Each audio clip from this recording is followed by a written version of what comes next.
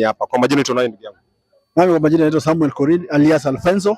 Mimi kijana hii mtaa na mimi nimewania kiti ya youth representative Nakuru County. Na leo tumekuja hapa kwa sababu nimekuwa hapa kwa sababu ninapigia kura ya heshima primary. Na uwezi kuwa youth leader pale county juu kabla hujapigia kutoka grassroots. Leo tunafanya grassroots elections na tunafanyia hapa. Mimi napigia heshima. Sasa nimekuwa kwa crown nione. Lakini kitu inanishangaza ni kitu moja. Vijana wanasema wako kadi. Na leo sioni kadi yao.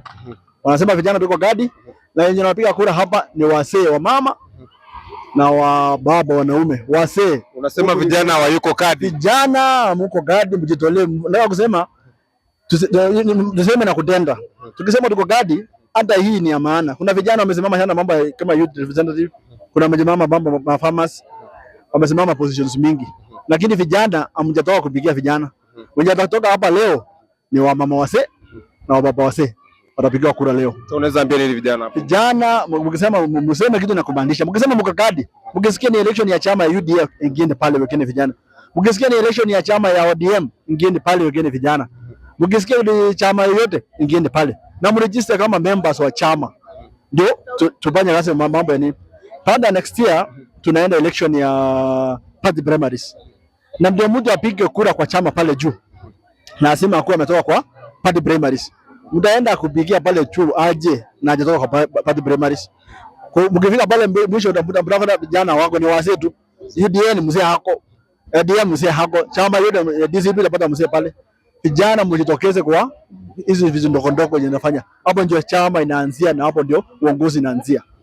Na mimi naweza niulize swali moja, ni umuhimu gani ya leo ya kufanya hii uchaguzi? Like nini maana sana kuhusiana na hii uchaguzi ya leo yenye unaona like vijana wakichaguliwa maybe wataleta change kwa hii shughuli ya leo? Hapa kuna positions zinapiga kura kama 5. Kuna position ya member.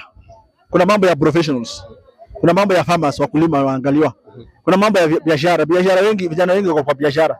Lakini hawezi ongea kwa chama wa serikali kubidilisha malalamishi yao kwa biashara kama hawajachaguliwa kama wanaongoza biashara.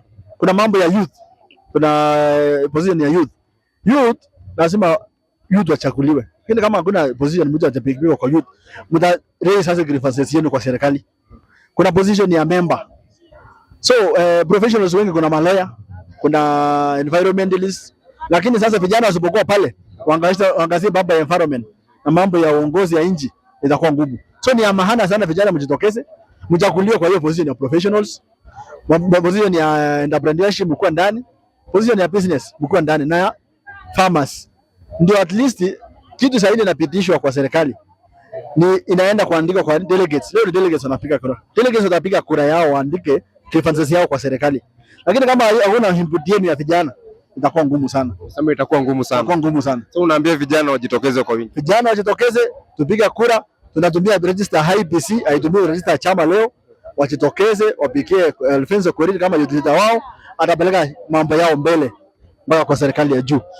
Asante. Ni maoni tu baadhi ya aspirant ambao wenyewe wanaangania maybe kiti ya youth representative katika chama cha UDA, na mmesikia wamesema vijana mjitokeze na vijana mkue kadi, si kusema tu na mdomo, kumaanisha ati mama leo ndo ametokea hapa. So ni Mike Mtaani TV.